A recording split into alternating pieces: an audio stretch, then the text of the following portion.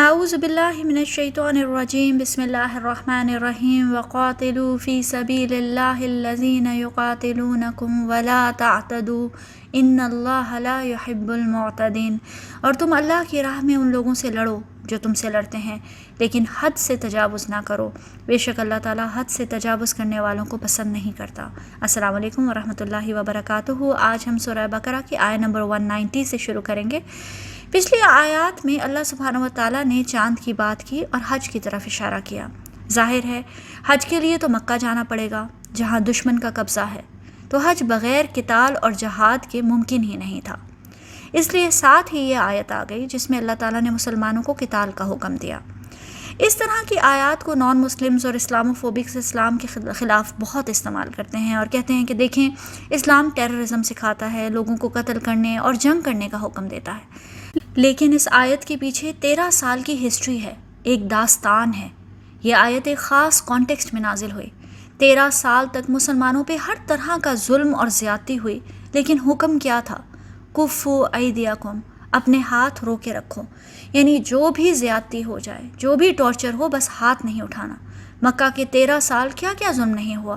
بلال رضی اللہ عنہ کو مکہ کی گلیوں میں گھسیٹا گیا، خباب ابن ارد کی کمر کو لوہے کی سلاخوں سے داغا گیا، حضرت یاسر اور ان کی بیوی سمیہ رضی اللہ عنہما کو ان کے بچوں کے سامنے بے دردی سے قتل کر دیا گیا۔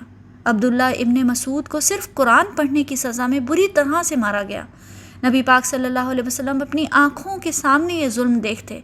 آپ اندازہ کر سکتے ہیں کہ نبی پاک صلی اللہ علیہ وسلم کو کتنی تکلیف ہوتی ہوگی، مسلمانوں کے غم اور غصے کی کیا شدت ہوگی۔ ایسے میں ہاتھ روک کر رکھنا کتنا مشکل کام ہوگا۔ آج نبی پاک صلی اللہ علیہ وسلم کے بارے میں کوئی ایک لفظ کہتا ہے، آپ صلی اللہ علیہ وسلم کی توہین کرتا ہے یا کارٹون بناتا ہے تو پوری امت کا خون کھول جاتا ہے۔ اس وقت نبی پاک صلی اللہ علیہ وسلم کا مذاق اڑایا جاتا، آپ کو شاعر، کاہن اور مجنون کہا جاتا، آپ کے اوپر جانوروں کا گند پھینکا گیا، آپ کے گلے میں پھندا ڈال کر آپ کو خانہ کعبہ کے سامنے مارنے کی کوشش کی گئی، آپ کے اوپر طائف میں پتھر پھینکے گئے۔ ایسے حالات میں آپ حضرت ابو بکر، حضرت عمر، حضرت علی، حضرت عثمان، حضرت حمزہ اور تمام صحابہ کرام رضی اللہ عنہم کے جذبات کا اندازہ لگا سکتے ہیں کہ ان کا کیا غصہ، کیا جذبات ہوں گے۔ پھر بھی حکم تھا کفو ایدیکم، ہاتھ نہیں اٹھانا، کنٹرول کرو، برداشت کرو، صبر کرو۔ مسلمانوں کو اپنے دین، اپنے توحید کی وجہ سے اپنے گھروں سے نکلنا پڑا، اپنے آباء و اجداد کی زمین، اپنا شہر چھوڑنا پڑا، دوست، یار، ساتھی، رشتہ دار سب چھوڑنا پڑے، یہاں تک کہ خانہ کعبہ چھوڑنا پڑا۔ کبھی ابیسینیا ہجرت کی تو کبھی مدینہ۔ کس لیے؟ کیونکہ مکہ میں جان کا خطرہ تھا، مشرکین مکہ کی زیادتیاں حد سے بڑھ چکی تھیں۔ پھر بھی اللہ تعالیٰ نے بدلہ لینے کی، ریٹیلیٹ کرنے کی، لڑنے کی، قتال کی اجازت نہیں دی۔ اب پہلی بار مدینہ میں جب مسلمانوں کی اپنی ایک چھوٹی سی ریاست اسٹیبلش ہو گئی، مسلمانوں کو اپنی ایک چھوٹی سی زمین، ایک حکومت، ایک گورنمنٹ مل گئی، تو اجازت ملے کہ وَقَاتِلُوا فِي سَبِيلِ اللَّهِ الَّذِينَ يُقَاتِلُونَكُمْ، اور تم اللہ کی راہ میں لڑو ان لوگوں سے جو تم سے لڑتے ہیں۔ یہ قتال کا حکم نہیں بلکہ قتال کی اجازت دی گئی تھی پہلی دفعہ۔ پھر بھی یہ شرط لگا دی گئی کہ لڑنا صرف اسی سے ہے جو تم سے لڑے، لڑائی میں پہل نہیں کرنی۔ جب ہم ساری ہسٹری دیکھتے ہیں کہ مسلمانوں کے ساتھ کیا کیا زیادتی، کیا کیا ٹارچر نہیں ہوا، مکہ کے 13 سالوں میں وہ سارے زخم، وہ ساری تکلیفیں، وہ سارے دکھ ان کے ذہنوں میں تازہ تھے۔ اب جو لڑنے کی اجازت ملی تو عین ممکن تھا کہ مسلمان مشرکین کی اینٹ سے اینٹ بچا دیتے۔ 13 سال کا غم، غصہ اور جو بدلے کی آگ مسلمانوں کے اندر بھڑک رہی تھی، مسلمان ان کے بچے بچے سے اپنا بدلہ لیتے، لیکن اللہ تعالیٰ نے فرمایا نہیں، وَقَاتِلُوا فِي سَبِيلِ اللَّهِ، اللہ کی دین کی خاطر لڑو، اللہ کی راہ میں لڑو، اپنے بدلے اور انتقام کے لیے نہیں۔ دوسرا، صرف اس سے لڑو جو تم سے لڑے، الَّذِينَ يُقَاتِلُونَكُمْ، یعنی صرف ریٹیلیشن میں لڑو، پہل نہ کرو۔ اور تیسرا، حد سے تجاوز نہ کرو، وَلَا تَعْتَدُوا إِنَّ اللَّهَ لَا يُحِبُّ الْمُعْتَدِينَ، لیکن حد سے تجاوز نہ کرو کیونکہ اللہ تعالیٰ حد سے تجاوز کرنے والوں کو پسند نہیں کرتا۔ حد سے تجاوز کرنے کا مطلب کیا ہے؟ یہ کہ ان لوگوں کو نقصان نہ پہنچاؤ جو دین کے معاملے میں تمہاری مخالفت نہیں کرتے، عورتوں، بچوں، بوڑھوں پر ہاتھ نہ اٹھاؤ، لاشوں کو مسخ نہ کرو، میوٹیلیٹ نہ کرو، بلا وجہ لوگوں کی زمینوں، فصلوں اور جانوروں کو تباہ نہ کرو، بریدہ رضی اللہ عنہ کہتے ہیں کہ رسول اللہ صلی اللہ علیہ وسلم جب کسی فوجی دستے پر کسی شخص کو امیر متعین فرماتے تو اسے ذاتی طور پر اللہ سے ڈرتے رہنے اور اپنے ساتھی مسلمانوں کے ساتھ حسن سلوک کرنے کی وصیت کرتے اور فرماتے اللہ کے راستے میں اللہ کا نام لے کر لڑنا، جو اللہ کے ساتھ کفر کرے اس سے لڑنا اور بدعہدی نہ کرنا، مال غنیمت میں خیانت نہ کرنا، لاشوں کو مسخ نہ کرنا اور کسی بچے کو قتل نہ کرنا۔ یہ ابن ماجہ کی روایت ہے 2858۔ عبداللہ ابن عمر رضی اللہ عنہما نے کہا کہ ایک عورت رسول اللہ صلی اللہ علیہ وسلم کے زمانے میں کسی غزوے میں مقتول پائی گئی تو نبی پاک صلی اللہ علیہ وسلم نے عورتوں اور بچوں کو قتل کرنے سے منع فرمایا۔ یہ صحیح بخاری کی روایت ہے 3015۔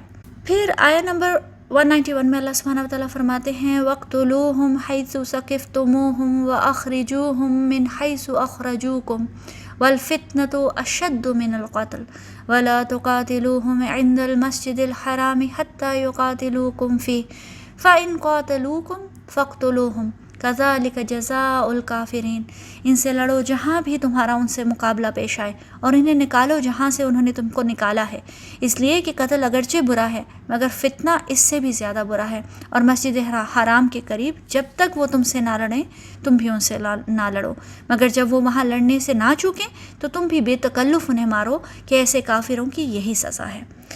ہجرت کے بعد اب اللہ سبحانہ وتعالیٰ مسلمانوں کو ان کا اصل مشن دے رہے ہیں۔ نبی پاک صلی اللہ علیہ وسلم اور صحابہ کرام کا سب سے بڑا مشن یہ تھا کہ بیت اللہ کو دوبارہ حاصل کیا جائے۔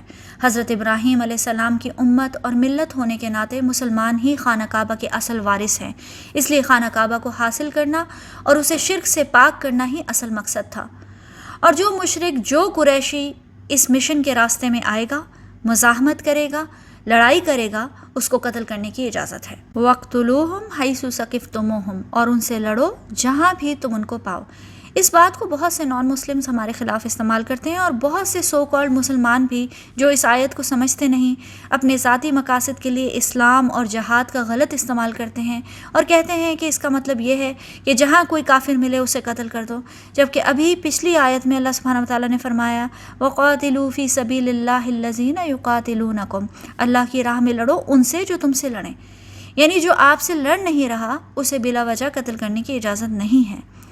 وَاقْتُلُوهُمْ حَيْثُ ثَقِفْتُمُوهُمْ کا اصل مطلب یہ ہے کہ ان سے لڑو جہاں بھی تمہارا ان سے مقابلہ پیش آئے۔ پھر اللہ تعالیٰ فرماتے ہیں وَأَخْرِجُوهُمْ مِنْ حَيْثُ أَخْرَجُوكُمْ، اور انہیں نکالو وہاں سے جہاں سے انہوں نے تمہیں نکالا ہے، یعنی یہ فائنل مشن ہے کہ مکہ کو فتح کرو، شرک اور مشرکین سے پاک کرو، خانہ کعبہ واپس حاصل کرو اور انہیں وہاں سے نکالو جہاں سے انہوں نے تمہیں نکالا۔ وَالْفِتْنَةُ أَشَدُّ مِنَ الْقَتْلِ، اور فتنہ قتل سے بھی زیادہ بری چیز ہے، یعنی بے شک قتل کرنا، کسی کا خون بہانا ایک بری چیز ہے، لیکن فتنہ اس سے بھی زیادہ شدید گناہ ہے۔ فتنہ کا لفظ فتن سے آیا ہے، یعنی سونے کو آگ میں ڈال کر پگھلانا۔ سونا کھرا ہے یا کھوٹا، اس کی پیورٹی چیک کرنے کے لیے سونے کو آگ میں پگھلایا جاتا ہے، اس لیے فتنے کا مطلب آزمائش، ٹیسٹ۔ قرآن میں یہ لفظ مختلف کانٹیکسٹ میں آیا ہے۔ بعض اوقات اس کا مطلب ہے اللہ کی طرف سے بھیجی ہوئی آزمائش یا امتحان، تاکہ انسان کے ایمان کو ٹیسٹ کیا جا سکے، جیسے سورہ انبیاء میں آتا ہے وَنَبْلُوكُمْ بِالشَّرِّ وَالْخَيْرِ فِتْنَةً، اور ہم اچھے اور برے حالات میں ڈال کر تم کو آزماتے رہتے ہیں۔ لیکن بعض اوقات معاشرہ، ماحول، لوگوں کا ایک گروہ، کوئی جماعت فتنے کا باعث بنتے ہیں، یعنی وہ دین پر چلنا اتنا مشکل بنا دیتے ہیں کہ جیسے انسان آگ سے گزر رہا ہو۔ جیسے ہم اکثر سنتے ہیں کہ آج کل کے دور میں بہت فتنہ ہے، یعنی آج کل کے دور، زمانے اور ماحول میں اتنی ٹیمپٹیشن، اتنی بے راہ روی، اتنی آزمائش ہے کہ دین پر چلنا مشکل ہو گیا ہے۔ ایسے ہی مشرکین مکہ نے اللہ تعالیٰ کے گھر کو شرک کا اڈا بنا رکھا تھا۔ پورا ماحول ایسا تھا کہ توحید پہ، حضرت ابراہیم علیہ السلام کے دین پر چلنا ناممکن ہو گیا تھا، اور جو بھی دین اور حق پہ چلنا چاہے اسے ٹارچر اور ظلم کا نشانہ بنایا جاتا۔ جب بھی لوگوں کا کوئی گروہ دین پہ، توحید پہ چلنے کو سخت مشکل بنا دے تو یہ ہے فتنہ۔ الفتنۃ اشد من القتل، کہ قتل اگرچہ برا ہے مگر فتنہ اس سے بھی زیادہ برا ہے۔ پھر اللہ تعالیٰ فرماتے ہیں وَلَا تُقَاتِلُوهُمْ عِنْدَ الْمَسْجِدِ الْحَرَامِ حَتَّى يُقَاتِلُوكُمْ فِيهِ، اور مسجد حرام کے قریب ان سے نہ لڑو جب تک کہ وہ تم سے نہ لڑیں۔ مسجد حرام صرف مسلمانوں کے لیے نہیں بلکہ اسلام سے پہلے بھی خانہ کعبہ کی حدود میں لڑنا یا قتل کرنا بہت بڑا گناہ سمجھا جاتا تھا۔ مشرکین مکہ اس علاقے اور اس کی حدود کی حرمت سے واقف تھے۔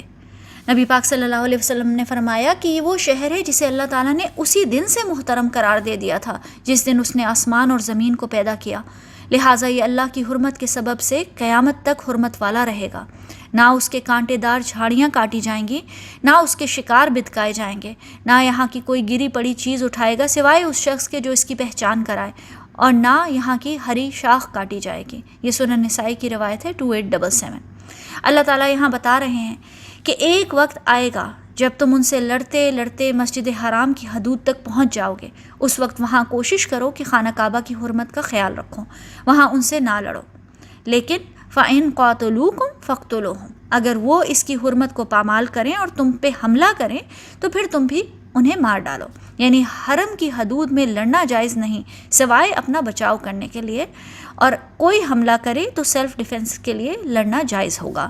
نبی پاک صلی اللہ علیہ وسلم نے فتح مکہ کے موقع پر فرمایا کہ اللہ تعالیٰ نے مکہ کو حرم کیا ہے، یعنی کہ حرم قرار دیا ہے، نہ مجھ سے پہلے کسی کے لیے یہاں قتل اور خون حلال تھا اور نہ میرے بعد ہوگا، اور میرے لیے بھی تھوڑی دیر کے لیے فتح مکہ کے دن حلال ہوا تھا۔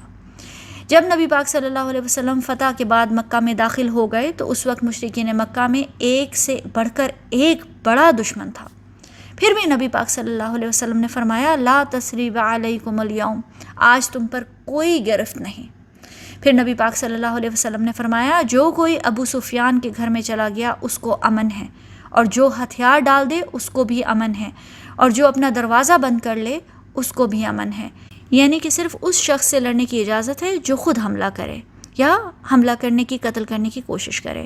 آگے بھی قتال کی آیات کنٹینیو ہو رہی ہیں، انشاءاللہ نیکسٹ ٹائم کریں گے۔ السلام علیکم ورحمۃ اللہ وبرکاتہ۔